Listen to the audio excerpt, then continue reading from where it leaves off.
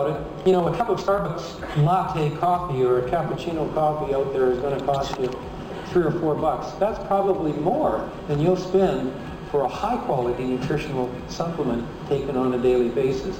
So in some ways, it's a matter of just prioritizing your expenditures. But I would caution anyone about choosing simply based on price, because you're going to get what you pay for.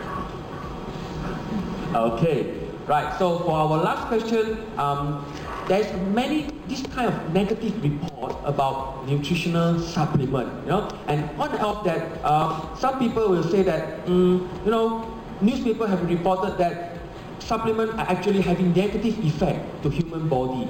So what do you think about this kind of research, and why we are getting mixed messages about the value of supplementation? Mark Twain had a saying that a lie can travel halfway around the world while the truth is putting on its shoes. And when it comes to the media writing stories, often that is very true. I have seen a lot of misinformation in the mainstream media about the value of supplementation. It's not all their fault. Sometimes it's just bad science. Sometimes it's bad science, badly reported. But sometimes it's just sensationalist journalism that is at fault. So there's a real responsibility when it comes to issues that are of such concern to the public. That number one, that the science be solid. Number two, that those reporting the scientific findings do not overstep the limits of their study. And number three, that the journalists covering that article or news story do so in a responsible manner. And often that has not been the case. I was asked a couple of years back to critique a number of so-called negative studies that had come out at the time. As a matter of fact, I wrote the article for Life Extension magazine. If you want to get a copy of it, go to lef.org, look at the little section on magazines, and go to the year 2006, I guess, 2 years ago. It's the feature article in the magazine. In reviewing a number of these so-called negative studies, I was amazed at what we found. In many cases, it was just plain bad science. Let me give you a specific example. There was one study done by a group of researchers at Johns Hopkins University. The principal researcher's name was Miller. I can't remember his first name. You might remember this headline because it went right around the world. And it said, high-dose vitamin E deadly. Scared the heck out of people. Really did. And people were dumping vitamin E down the toilet after that. Well, when you look into how the study was designed, you find out that this particular study was giving elderly patients with advanced cardiovascular disease, many of them already on blood thinners like Coumadin, for example.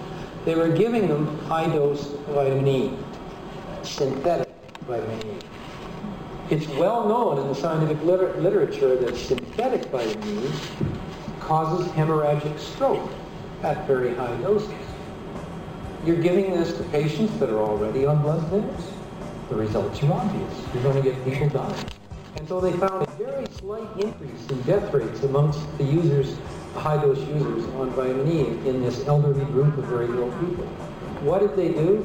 They generalized the findings, which were, by the way, statistically insignificant, which meant that there really were no findings. And then they said, high-dose vitamin E, deadly. That was bad science. That was irresponsible journalism. And I've seen it time and time again. I can cite a number of studies. So I guess what I'm saying is, you got to take these negative studies with a grain of salt, as you do with any study. The fact of the matter is, 20% of any set of clinical studies will show results that are completely wonky, and it's just the fact of the gremlin of probability at work. The way statistical studies or clinical studies are designed, the study is set up with a certain degree of statistical power at about 80%. That means you may get you've got a 20% chance of getting a result that was completely unexpected.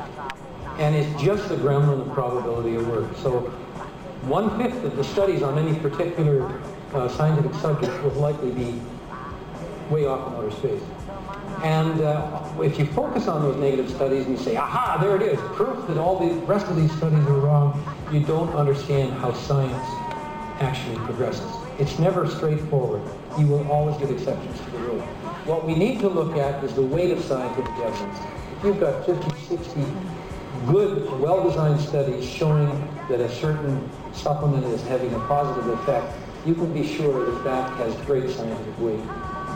Okay, I think we have still another final question for you, and this is about the safety of nutritional supplement. And I think many people say that, every day we take so many nutritional supplement a day, will it be too high, the dosage will be too high, and will it be safe if we're taking the high level or high amount of vitamins or mineral supplement? So what's your comment on that? A couple of comments. We did mention that too much iron and too much preformed vitamin A can be problematic in supplements for reasons of cumulative toxicity, because these nutrients will tend to accumulate in the fatty tissues. So you want to be careful with those. Unfortunately, I've seen a lot of nutritional supplements, some of which, by the way, are prenatal supplements that have way too much preformed vitamin A. I can't believe they're actually out in the marketplace, but they are there. So there are some cautions. But generally speaking, if you take supplements in the dosage levels prescribed, there's a wide measure of safety between the optimal dose and a toxic dose. As a matter of fact, for many nutritional components, because these are natural components in the cells of our body, for many nutritional components, there is no toxic dose. They haven't been able to find one. Vitamin C, for example. The upper limit for suggested intake is about 1,000 milligrams per day. Well, Linus Pauling took 20,000 milligrams every day. He lived to 92. He did okay. It's not toxic. Coenzyme Q10, which is a very, very important nutrient in every cell of our body, but in particular the heart cells, the muscle cells of the heart. You absolutely need CoQ10. As we age, our ability to manufacture CoQ10 begins to wane. Maybe one of the reasons you get a little bit more lethargic as you get older. By supplementing with high levels of CoQ10, you can improve the energy function of the body. Well, this nutrient, which by the way at high doses has been found to be very effective at reducing the spread of metastatic cancer and actually, causing that cancer to go into remission. It's been found to be very effective. This particular nutrient, they've not found any toxicity. So I guess what I'm saying is, outside of those few cautionary notes, if you're prudent about it and not gobbling down tons of these nutrients, it's as safe as eating apple pie. Once again, may I reiterate the importance of making sure it's pharmaceutical grade, so that you're not getting any impurities with the vitamins you're taking. Okay, so thank you very much. I think we have come to the end of our forum. Thank you. Thanks, folks. Once again, thank you very much. Thank you, Mr. McWilliam and Alfred, for such insightful information on supplementation. Thank you again. To continue with the next agenda, I would like to introduce to you a very dynamic young gentleman called Simon Chan. In year 2003, Simon made the decision to become an entrepreneur and launch his own business. He and his team of consultants are making huge impact in helping people to increase personal wealth, creating more personal time for people to enjoy, and most of all, improving their health conditions. Without further ado, please welcome to the stage Diamond Director, Mr. Simon Chan, who will share on building a solid business with USANA products.